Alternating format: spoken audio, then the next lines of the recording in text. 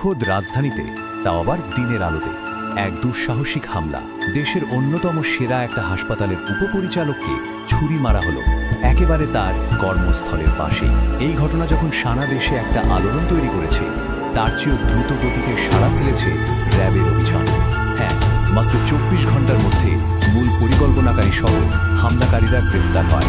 চলুন তাহলে এই টানটান উত্তেজনার পুরো ঘটনাটা একটু বিস্তারিতভাবে দেখি। জাস্ট একবার ভাবুন তো, প্রতিদিনের মতো সারাদিনের কাজ শেষে বাসায় ফিরছেন একজন ডাক্তার, কিন্তু সেই ফেরাটা আর স্বাভাবিক হলো না। হঠাৎ করেই অতর্কিত হামলায় রক্তাক্ত হলেন জাতীয় ক্যান্সার হাসপাতালের একজন উপপরিচালক। এই একটা ঘটনাই যেন রাজধানীর নিরাপত্তা নিয়ে মস্ত বড় একটা প্রশ্ন তুলে দিল। ঘটনাটা কিন্তু ঢাকার একেবারে ময়স্থলে, মহাখালীতে। তো ঠিক কি ঘটেছিল সেদিন বিকেলে, চলুন দেখি। দেখুন, তারিখটা ছিল সোমবার, ২০শে এপ্রিল ২০২৬। সময় বিকেল ৩:৩০, মানে দিনের আলো তখনও ভালোভাবে আছে। আর জায়গাটা ছিল মহাখালীর ব্র্যাক ইউনিভার্সিটির ঠিক পাশের একটা গলি। ডক্টর আহমদ হোসেন তার হাসপাতাল থেকে বেরিয়ে বাসার দিকে যাচ্ছিলেন, আর ঠিক তখন তার উপর ঝাঁপিয়ে পড়ে ২ থেকে ৩ জন লোক। হামলাটা ছিল একদম হঠাৎ, আর বোঝাই যাচ্ছে আগে থেকে প্ল্যান করা।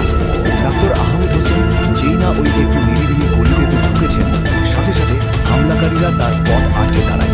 তিনি কিছু বুঝে ওঠার আগেই ধারালো অস্ত্র দিয়ে তার ডান হাত আর পিঠে আঘাত করে চোখের পলকে উধাও হয়ে যায়। কিন্তু প্রশ্ন হলো, কেন একজন স্বনামধন্য ডাক্তারকে এভাবে টার্গেট করা হলো? এর উত্তরটা হয়তো লুকিয়ে আছে ডাক্তার আহমদ হোসেনের পরিচয়ের মধ্যেই।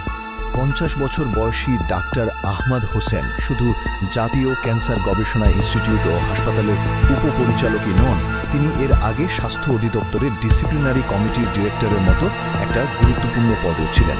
মানে বুঝতে পারছেন স্বাস্থ্য খাতে তিনি কতটা প্রভাবশালী একজন কর্মকর্তা, যার সিদ্ধান্তের উপর অনেক কিছু নির্ভর করে। আর ঠিক এই জায়গা থেকেই প্রশ্নটা আরও বড় হয়ে ওঠে, তাহলে কি তার কোনো সিদ্ধান্ত বা শব্দ অবস্থানের কারণেই এই হামলা? তদন্তের একদম শুরুতেই গোয়েন্দাদের সন্দেহটা গিয়ে পড়ে হাসপাতালের কোটি কোটি টাকার টেন্ডারের দিকে। আর সেই সন্দেহটা আরও জোরালো হয় যখন আহত ডক্টর আহমদ হোসেন নিজেই মুখ খোলেন। তিনি পুলিশকে সরাসরি যা বলেছেন তা হলো, টেন্ডার পাওয়ার জন্য অনেকেই আমাকে ফোন দিয়েছে। ব্যাস, এই একটা কথাই কিন্তু পুরো তদন্তের মুখ ঘুরিয়ে দিল, আর হামলার কারণটাও প্রায় পরিষ্কার করে দিল। পরে জানা যায় ব্যাপারটা শুধু ফোনে সীমাবদ্ধ ছিল না। একটা ইন্টারন্যাশনাল নম্বর থেকে নাকি বেশ কিছুদিন ধরেই তাকে রীতিমতো হুমকি দেওয়া হচ্ছিল, চাপ দেওয়া হচ্ছিল হাসপাতালের একটা বড় টেন্ডার যেন ঠিকঠাক কাউকে পাইয়ে দেওয়া হয়। আর তদন্তকারীরাও মোটামুটি নিশ্চিত হয়ে যান যে এই হুমকি আর এই হামলা দুটো আসলে একই সুতোয় গাঁথা।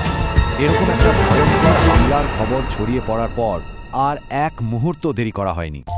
সর্বোচ্চ গুরুত্ব দিয়ে মাঠে নামে র্যাপিড অ্যাকশন ব্যাটালিয়ন, মানে র্যাব। আর এরপর শুরু হয় এক শ্বাসরুদ্ধকর অভিযান।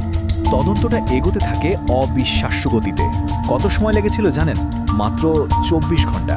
হ্যাঁ, ঠিকই শুনছেন, মাত্র একদিনের মধ্যেই র্যাব পুরো চক্রটাকে শনাক্ত করে ফেলে। র্যাবের অভিযানে কিন্তু শুধু যারা মাঠে নেমে হামলা করেছিল তারাই ধরা পড়েনি, বরং এই হামলার পেছনে যে মূল হোতা, সেই মাস্টার মাইন্ডও র্যাবের জালে ধরা পড়ে। সব মিলিয়ে মোট ৫ জনকে দেশের বিভিন্ন জায়গা থেকে গ্রেফতার করা হয়। এত দ্রুত এই গ্রেফতার এটাই দেখিয়ে দেয় যে অপরাধীরা যতই শক্তিশালী হোক না কেন, আইনের হাত থেকে পালানো সম্ভব নয়।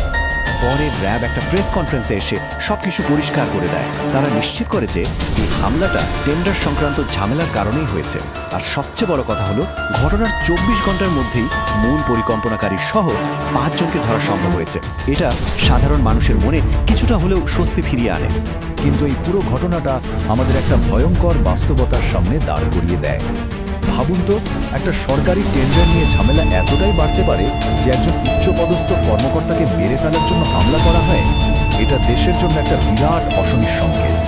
প্রশ্নটা হলো, দুর্নীতি কি তাহলে এতটাই গভীরে চলে গেছে যে অপরাধীরা এখন আর কোনো কিছুরই তোয়াক্কা করছে না? এই ঘটনা আর এর পিছনের কারণগুলো নিয়ে আমাদের সবার কথা বলা উচিত। এই বিশ্লেষণটি আপনার পরিচিতদের সাথে শেয়ার করুন, যাতে সবাই জানতে পারে। আর কমেন্টে আমাদের জানান এই ধরনের দুর্নীতি আর অপরাধ বন্ধ করতে ঠিক কী করা উচিত বলে আপনারা মনে করেন। আপনাদের মতামতের অপেক্ষায় থাকলাম।